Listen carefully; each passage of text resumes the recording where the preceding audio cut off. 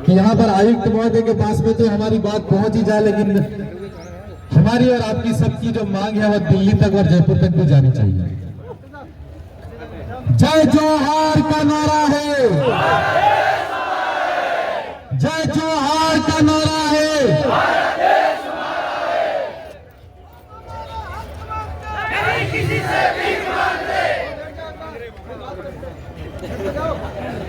मैं रास्ते से उदयपुर तक आया, बेड रेस्ट लेता हुआ, तबियत अच्छी नहीं थी। वहां गांधी ग्राउंड के अंदर भी बोलने के लिए बोल रहे थे, लेकिन मैंने बोला कि मेरी तबियत ठीक नहीं है। लेकिन कलेक्ट्री पर हमारे संचालक महोदय ने फिर मेरा नाम लिया। आज जो हमारा आदिवासी आरक्षण मोर्चा के बैनर तले आगे जो नहीं फेंक दे भाई, उदयपुर की इस पवित्र धरती पर जो कार्यक्रम आयोजित हो रहा है, और मेरा ऐसा संजोग और योग है कि बांसवाड़ा के अंदर भी जब आंदोलन रैली हो रही थी, उस दिन भी मैं सड़क पर ही बोला था, और आज भी मैं उदयपुर की सड़क पर बोल रहा हूं, आंदोलन सड़कों पर ही होता है। आज तक राज्य की सरकारें हो या देश की सरकारें हो, अंग्रेजी हुकूमत के सामने हमने लड़ाई लड़ी हो, चाहे राजा महाराजाओं के सामने भी हमने लड़ाई लड़ी हो, और हमारी मांग को बुलंद तरीके से रखा हो, तो निश्चित तौर पर वो आंदोलन में हुए होंगे। आदिवासी आरक्षण मोर्चा के बैनर तले बांसवाड़ा प्रतापगढ़ और उदयपुर के अंदर हम ये तीसरी रैली कर रहे हैं। मैं इस मौके पर कहना चाहता हूं कि इस उदयपुर के अंदर रहने वाले तमाम जितने भाई हैं, मुझे ऐसा लगता है कि बांसवाड़ा से और डूंगरपुर से हो, यहां जितने बेटे हैं उससे ज्यादा तो रूम पर होंगे।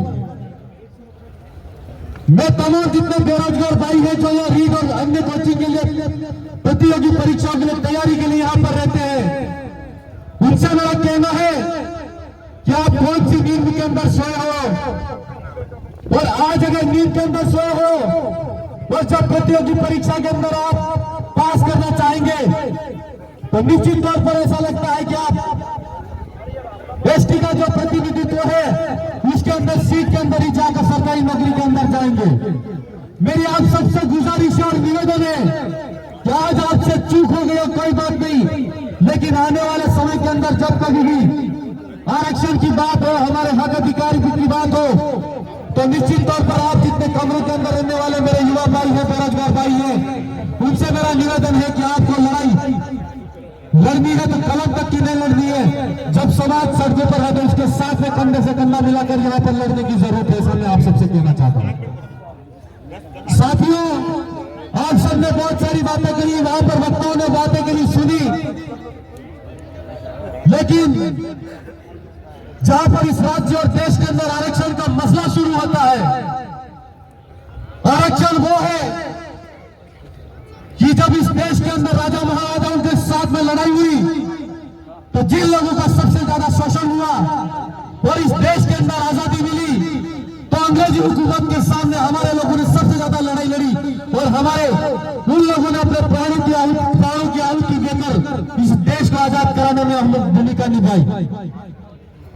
आज अगर सरकारी सेवाओं के अंदर लोगों को लोकतांत्रिक व्यवस्था के माध्यम से हम लोगों को सरकारी सेवाओं के अंदर प्रतिनिधित्व से दूर रखा गया, तो हमको सरकारी सेवाओं के अंदर प्रतिनिधित्व कैसे मिले? वो है आरक्षण। आरक्षण का मतलब मैं मोटे मोटे तौर पर आप सबसे बहुत कम समय में बात कहना चाहूंगा कि 5 जनवरी 2011 को सुप्रीम कोर्ट ने कहा कि आदिवासी इस देश का मूल मालिक है, और अनुसूचित इलाके के अंदर यह कहा जाता है कि जिस अनुसूचित इलाके के अंदर आदिवासी है, वहां की कृषि की भूमि कोई भी सरकार, कोई भी कंपनी नहीं खरीद सकती और ना ही उसको ले सकती है। तो मेरे कहने का मतलब यह है कि अगर 100 कुर्सी लगा दी जाती है, वो 100 कुर्सी पर कौन बैठे का ये तय नहीं होता है, लेकिन 45% रिजर्वेशन जो पहले से तय होता है कि 100 कुर्सी पे 45 आदमी आदिवासी बैठेंगे, यानी मालिक बैठेंगे, ये तय होता है, ये आरक्षण। मेरा आपसे कहना है कि वहां पर कई वक्ताओं ने बात कही थी और कहा गया था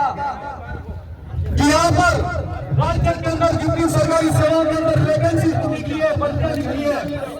उन भर्तियों को में आदिवासियों को पीएचडी क्षेत्र का 45% आरक्षण है, वो 45% आरक्षण भी नहीं दिया जा रहा है। अगर 45% आरक्षण नहीं दिया जा रहा है, क्या ये हमारे साथ में न्याय हो रहा है? नहीं हो रहा है। और आप सब लोगों को, हम सब लोगों को सोचने की जरूरत है कि जब राज्य के अंदर अनुसूचित के अंदर अधिसूचना जारी होती है, उस अधिसूचना का पालन यहाँ पर कार्मिक विभाग के अंदर जो नोटिफिकेशन जारी होता है वो पालन नहीं होता है, वो पालन नहीं होता है। तो वो गड़बड़ी किसकी? वहां पर बैठने वाले बाबू के, वहां पर बैठने वाले अधिकारी। मैं मोटे तौर पर मेरे पास राज्यों का पुलिंदा है और मैंने ये विधानसभा के अंदर जानकारी मांगी। उस जानकारी के माध्यम से ये विधानसभा की सदन के अंदर से जवाब आया है कि उन लोगों ने, वहां पर हमारे सांसद महोदय ने भी आपको बात बताई थी। हम जिस आरक्षण की बात कर रहे हैं कि अनुसूचित इलाके के अंदर जिसका जितनी जनसंख्या उसका इतना प्रतिनिधित्व, यह होना चाहिए कि नहीं होना चाहिए? होना चाहिए नहीं होना चाहिए? और आरक्षण की लड़ाई आप अगर लड़ना चाहते हो तो निश्चित तौर पर यहाँ सड़क पर भी लड़ाई लड़नी पड़े तो लड़नी पड़ेगी। और अगर आपको जयपुर के अंदर विधानसभा का घेराव करना पड़ेगा तो भी करना पड़ेगा। आप साथ दो के लाने को मैं आपको इस मौके पर भरोसा देना चाहता हूँ कि हमारी जो विचारधारा है, उस विचारधारा के माध्यम से राजस्थान की विधानसभा के हम 4 एमएलए हम 4 एमएलए हमारी इस क्षेत्र के अंदर कोई भी किसी भी जाति समुदाय के साथ में शोषण होता है और किसी के भी साथ में गलत होता है, इस बात को बुलंद तरीके से हम आवाज उठाते हैं। और उसी तरीके से बुलंद तरीके से हमारी आवाज को, पूरे देश की आवाज को, आदिवासी राजस्थान की नई दिल्ली के अंदर की हमारी बुलंद आवाज के रूप में राजकुमार जी तुम्हारी आवाज को उठाते हैं। लेकिन मेरे एक चीज चाहिए कि हम सफलता जीत लेते हैं तो हमें ऐसा लगता है कि हम बिल्कुल सुरक्षित स्थान के अंदर आ गए, सुरक्षित एरिया के अंदर आ गए, सुरक्षित घर के अंदर आए। और आप ये स्पेशल के अंदर आदिवासी समुदाय से मैं कहना चाहता हूँ, एससी से कहना चाहता हूँ कि आप सब लोग अभी ऐसा लगता है कि सुरक्षित घर के अंदर है, ऐसा लग रहा है, लेकिन मैं आपसे कहना चाहता हूँ कि सुरक्षित घर के अंदर नहीं है। उदयपुर के आसपास के इलाके के अंदर हम देखते हैं कि सरकार जयपुर के अंदर जेडीएल आती है, भरतपुर के अंदर बीडीएल आती है, उदयपुर के अंदर यूडीएल आती है। ये यूडीएल तमाम जितने प्रोजेक्ट है और सरकार के मात्र उन लोगों के विकास के लिए, औद्योगिक विकास के लिए, औद्योगिक को बढ़ावा देने के लिए है। और उसके अंदर इस क्षेत्र के अंदर जितनी सरकारी जमीन है, जितनी भूमि पड़ी हुई खाली जमीन है, उस जमीन की सरकार पर नजर है। और उस क्षेत्र के अंदर यूडीए के जैसे कानून लेकर सरकार ऐसे उद्योगपतियों को हाथ में सौंपना चाहती है। लेकिन मैं सरकार से पूछना चाहता हूँ, यूडीए के कानून से कितने एसटीएससी ऑफिसों को आपने पट्टे दिए? नहीं दिए है क्या? नहीं दिए। आप सब लोगों की मांग होनी चाहिए कि यहाँ पर की जमीन खाली जमीन पड़ी है, क्यों करके आप सब लोग उद्योगपतियों को तो जमीन दे रहे हो। लेकिन मेरा आपसे कहना है कि आजादी से पहले भी यहाँ पर निवास करने वाला आदिवासी समुदाय, महाराणा प्रताप और राणा प्रताप के साथ में लड़ने वाला आदिवासी समाज, उसके गौरव पर आप देख लो, जंगलों के बीच में जमीन पर काबिज है, खाली जमीन पर काबिज है और उसको और आज अगर सरकार पट्टे नहीं देना चाहती है तो हम लोगों को सोचना है, उसको सामूहिक रूप से हमको लड़ना है। ये लड़ाई किसी जय कृष्ण पटेल की या किसी 4 एमएलए की या एक सांसद की लड़ाई नहीं है। इस लड़ाई को हम सबको सामूहिक रूप से लड़ना पड़ेगा। मेरा आप सबसे कहना है कि आप एक एमएलए से बना देने से ये सब कुछ हासिल हो जाएगा, ऐसा नहीं सोचना है। अगर कोई सरकार कोई कानून अगर गलत आता है तो आप आज जिस तरीके से आरक्षण की जो लड़ाई हम लोग सड़कों पर लड़ रहे हैं, ठीक उसी तरह हमारी लड़ाई को बुलंद तरीके से आपको फिर से सड़कों पर लड़ने की जरूरत है। आप सब लोगों को समझना है। मैं आप सबसे ये बात इसलिए कहना चाहता हूँ, क्या उदयपुर के आसपास के इलाके के अंदर 90% ऐसे लोग हैं, उद्योगपति लोग हैं जिन्होंने खाली पड़ी जमीन है, सरकार की जमीन है, जंगल की जमीन को यूडीए जैसे कानून लाकर उद्योगपतियों के हाथों में सौंपने का काम किया या नहीं किया है। अगर ऐसा मामला आता है तो मैं आप सबसे कहना चाहता हूँ कि आप जैसे 5-10 लोग अगर 3 हैं और उन लोगों को लड़ने का वादा रखते हैं, हिम्मत रखते हैं। जब सरकार हमारा साथ नहीं देती है, शासन हमारा साथ नहीं देता है, प्रशासन हमारा साथ नहीं देता है, और सत्ता के अंदर अगर विपक्ष की भूमिका में हम लोग हो तो आप सब लोगों को हाईकोर्ट और सुप्रीम कोर्ट का रास्ता अपनाना चाहिए। मैं निश्चित तौर पर दावे के साथ मैं कह सकता हूँ कि यहाँ पर अनिश्चित इलाके के अंदर अगर आदिवासी कोई भी केस लड़ेगा, सुप्रीम कोर्ट और हाईकोर्ट के अंदर हम लोग जीतेंगे। ये मेरा आप सबसे कहना है, मेरा आप सबसे कहना है कि हमें लड़े अगर सड़क पे सही तरीके से लड़ी जा रही है, विधानसभा की सदन के अंदर लड़ी जा रही है, लोकसभा की सदन में निश्चित तौर पर मेरा आप सबसे युवा साथियों से जागरूक है, जिनसे कहना है, यूट्यूब के माध्यम से जो सुन रहे उनसे भी कहना है कि आप सब लोगों को इस लड़ाई के अंदर गंदे से गंदा आज सरकार के साथ प्लान ला रही है। हम सब देख रहे हैं जितने भी उद्योगपति हैं, उन उद्योगपति को आसानी से जमीन मिल रही है, लेकिन सदियों से आजादी से भी पहले राजा महाराजाओं के काल से इस जमीन पर आदिवासी काटी जो उसको सत्ता देने में सरकार को जोड़ा। और मैं तमाम प्रशासन और अधिकारियों से भी कहना चाहता हूँ, मेरे कुछ जानकारी तो यहाँ की जुटाइए और 4 साल के अंदर कोशिश जानकर ऐसी जुटा लूंगा उदयपुर के आसपास के इलाके के अंदर क्या क्या हो रही है और क्या क्या प्रशासन के इशारे पे हो रहा है, प्रशासन क्या कर रहा है, उसकी नजर हमारी है। और मैं उदयपुर के तमाम साथियों से कहना चाहता हूँ कि भले ही मैं यहाँ पर एमएलए को भागीदार का हूँ, लेकिन राजस्थान की विधानसभा के अंदर आप सबके अंदर किसी बात के अंदर कोई किसी के साथ में अत्याचार शोषण होता है तो निश्चित तौर पर आपके साथ में कंधे से कंधा मिलाकर आकर खड़े होने की कोशिश करूंगा और आपके लिए लड़ने की विधानसभा की सदन के अंदर भी करूंगा। आज मेरा साथियों स्वास्थ्य नहीं था, लेकिन ये जय जोहार का नारा ही ऐसा है कि उसने टेबलेट में घर से यहाँ तक आकर टेबलेट से सही नहीं हुआ, लेकिन आप सबके जयकारों ने मुझे यहाँ पर एकदम तंदुरुस्त कर दिया, ऐसा लग रहा है।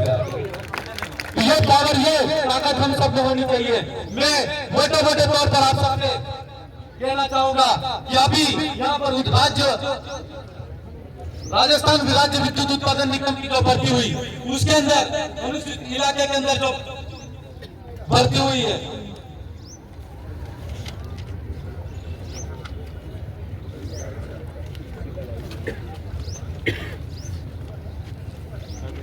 तो जैन के जो पद है उन पदों के अंदर मैं आपसे कहना चाहता हूं कि यहाँ पर कुल पद भर्ती हुई 150 की, उसके अंदर जनरल के 63 है, ओबीसी के 29 है, एमपीसी के 6 है, एससी के 22 है, एसटी के 16 है, ईडब्ल्यूएस के 14 है और टीएसपी के अंदर 0 है। ये हमारे साथ में गलत हो रहा है कि नहीं हो रहा है? आज हमारा बच्चा अगर जैन की एम की जो ट्रेनिंग करके आता है, हर माँ बाप का सपना होता है कि नौकरी लगेगा, लेकिन यहाँ पर सीट ही नहीं होगी, कैसे होगा? ऐसा संभव है? नहीं है। यह गलती किसकी है? सत्ता में बैठी सरकार की। और सरकार के आदमी कौन है? जिन्होंने नोटिफिकेशन जारी किया हो, तो इनके खिलाफ में कुछ होना चाहिए कि नहीं होना चाहिए? राज्य के अंदर ये इसके खिलाफ में मैं खुद गया था और उनको मैंने अभी दिया है लेटर, और निश्चित तौर पर अभी 0 है, ये वैकेंसी फिर से जारी करेंगे और यहाँ पर कुछ न कुछ पद हमको मिलेंगे।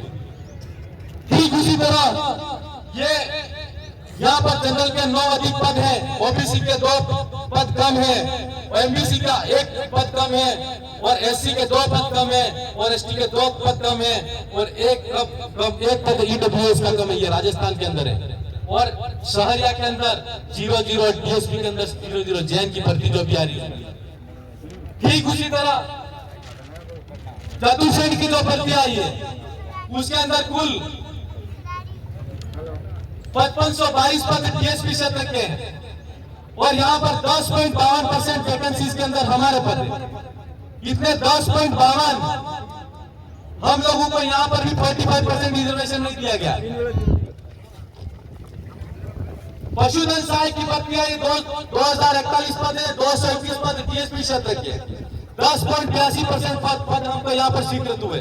लाइब्रेरियन के 61 पद है, डीएसपी के कुल पद 500 है, उसके अंदर भी 12.2% रिजर्वेशन के हिसाब से हमको पद मिले। लाइब्रेरियन थर्ड के 8.3%, यहाँ पर भी 2 से 3% हमको कम दिए गए। ठीक प्रहरी के अंदर 5.47%, यहाँ पर भी 7% हमको कम दिए गए। कार्यालय अनुदेशक के जो 42 पद है, उसके अंदर भी हमको 11.90% पद मिलने चाहिए। ठीक उसी तरह हमको यहाँ पर भी पद कम मिले। वाहन चालक के अंदर 2756 पद टोटल राजस्थान के अंदर सीट मिल रही है, और यहाँ पर हमको कितने टोटल 5.58% पद मिले, यानी यहाँ पर भी हमको 6% पद कम मिले। अरे यार, हम आरक्षण की बात कर रहे हैं, अनुसूचित इलाके के अंदर आरक्षण की बात कर रहे हैं। 1996 के अंदर जो अधिसूचना जारी हुई उसके अंदर 45% रिजर्वेशन है, उसका भी फुल प्रतिशत हमको नहीं मिला। क्यों नहीं दे रहे? मतलब जैसे तैसे करके हमारे बच्चे पढ़ना शुरू किए, उन लोगों ने वहां पर कार्मिक विभाग के द्वारा जो नोटिफिकेशन जारी होता है, जो अधिसूचना जारी होती है, उसके अंदर वहां पर हमारे पोस्ट ऑटोमेटिकली बैकलॉग के अंदर डाल के पीछे कर देते हैं, या कोई भी कोई ऐसी भर्ती लाते हैं, कोई ऐसा फॉर्मूला लाते हैं जिसके माध्यम से हमारी सीट खाने का काम कर रहे हैं। तो हमको हर जगह से ये लोग पीछे करने का काम कर रहे हैं। अभी जैसे इस डीएसपी क्षेत्र के अंदर 33 और 40% बाध्यता कर दी उन लोगों ने, उसके अंदर भी हमारे लोगों को जाने में दिक्कत हो रही है। क्यों हो रही है? जैसे तैसे करके सरकारी स्कूल के अंदर हमारे बच्चे गरीब इलाके के अंदर, पहाड़ी इलाके के अंदर पढ़ना शुरू किए, लेकिन वहां पर पढ़ने के बाद में भी उन्होंने 33% 40% जैसी फॉर्मूला लागू करके वहां पर पिछाड़ने का काम कर रहे हैं। यह जितनी भर्तियां मैंने गिनाई आप सब लोगों को, उसके अंदर एक एक वैकेंसी के अंदर 5-5, 7-7 पद कम है, यानी एक एक घर के अंदर अगर 7-7 वैकेंसी, 10-10 वैकेंसी कम आ रही है, तो 100 एक परिवार के अंदर अगर एक बच्चा भी नौकरी लगता तो 10 परिवार सुधारता कि नहीं सुधारता? तो ये लोग पीछे से भी हमारे साथ बैठने का शोषण कर रहे हैं। मेरा आप सबसे कहना है कि कैसी भी भर्ती आ रही है, युवा बेरोजगार भाई जो पढ़े लिखे हैं उनको तो कम से कम थोड़ी जागरूकता रखनी चाहिए नहीं रखनी चाहिए। तो मेरा आप सबसे कहना है, अभी वाहन चालक भी हमको गोली मार के अंदर मारा जा रहा है। वो राजस्थान के अंदर टीएसपी को 5.58 और इसमें आरक्षित श्रेणी में एससी को भी 1.94%, एसटी एसटी वर्ग को 43.45%, जबकि जनरल को 54.54% सीटें दी गई है। मतलब वाहन चालक के अंदर भी हमारी 2% सीटें कम की गई। ये बहुत बड़ा घोटाला कर रही है, नहीं कर रही सरकार? कर रही। अरे सरकार कर रही है, नहीं कर रही है? अरे डबल इंजन की सरकार कह रहा हो, राजस्थान का और दिल्ली के अंदर डबल इंजन की सरकार है। मेरा आप सबसे कहना है कि आदिवासी आरक्षण मोर्चा में बनने चले उदयपुर में के अंदर कार्यक्रम हो रहा है, कम से कम इतनी बुलंद आवाज है तो कि डबल इंजन की सरकार जो पूरा दिल्ली के अंदर है, उसके कानों के पर्दे हिल जाने चाहिए, नहीं हिल जाने चाहिए। और बदलाव सरकार के माथे पर चूने नहीं गिरी। मेरा आप सबसे कहना है, अंत में मैं एक नारा 2013 के अंदर जब अनुसूचित इलाके के अंदर आरक्षण का आंदोलन चल रहा था, उस समय हमने छात्र राजनीति के अंदर था और मेरा एक स्वजन का एक आंदोलन का नारा था, मैं उसको पुनर्जीवित करना चाहूंगा। मैं चाहूंगा कि आप घोष और जयकारा का नारा पहले बुलंद तरीके से पूरे उदयपुर शहर के अंदर जाना चाहिए, डीएसपी क्षेत्र के हर युवा के खुआ में चलना चाहिए कि नहीं चलना चाहिए? मैं नारा लगाऊंगा, आपको बोलना आरक्षण। हमें भी मांगो आरक्षण, हमें भी मांगो आरक्षण, हमें भी मांगो आरक्षण, हमें भी मांगो आरक्षण, तुम भी मांगो आरक्षण, सरकार से मांगो आरक्षण, कर्मचारी मांगे आरक्षण, डॉक्टर भी मांगे आरक्षण, बच्चा आरक्षण, बच्चा मांगे आरक्षण, भाई मांगे आरक्षण, बहन भी मांगे आरक्षण, माता भी मांगे आरक्षण, संविधान से मांगे आरक्षण, संविधान से मांगे आरक्षण, आरक्षण जीत करेंगे आरक्षण, जोर से बोलो आरक्षण, जोर से बोलो आरक्षण। जय जोहार का नारा है, भारत देश हमारा है। जय जोहार का नारा है, भारत देश हमारा है। और हम हमारा हक मांगते नहीं, किसी से भीख मांगते। जब सरकार गूंगी तैयारी हो तो सड़कों पर ऐसे आंदोलन करना चाहिए। हमारे बाप दादा ने किसी के सामने सर नहीं झुकाया। मेरा आपसे कहना है, लोकतांत्रिक लड़ाई में सड़क पर भी उसी तरीके से आंदोलन होना चाहिए। और विधानसभा के अंदर मैं निश्चित तौर पर कहना चाहता हूं कि अगली बार सदन चलेगा तो भजनलाल सरकार को हम वोटों के दम पर बुला के खड़ा कर देंगे।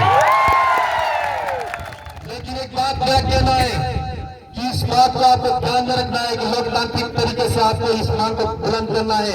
मेरे हर युवा साथी से मेरा अनुरोध है कि आपके माँ बाप ने आपको इतना अच्छा एजुकेशन किया, पढ़ाई करा, तो निश्चित तौर पर आपको अपने परिवार के अंदर अपने भाई के लिए इस लड़ाई को बुलंद करना है। और जितने टैलेंटेड लड़के पढ़ने लिखने में आगे हैं उन भाई से मेरा कहना है कि आप अभी जितनी वैकेंसीज आ रही है उसके अंदर तैयारी करें, लेकिन जितने भाई घर के अंदर बैठे हो उनको आगे करके इस लड़ाई को बुलंद तरीके से उठाने का काम करें। हम राजस्थान के अंदर 4 MLA है, निश्चित तौर पर इस बात को उठाने का काम करेंगे। और राजस्थान के ही नहीं, दिल्ली के अंदर भी हमारे सांसद राजकुमार जी होते हैं, दिल्ली के अंदर भी आरक्षण की आवाज को बुलंद तरीके से उठाने का काम करेंगे।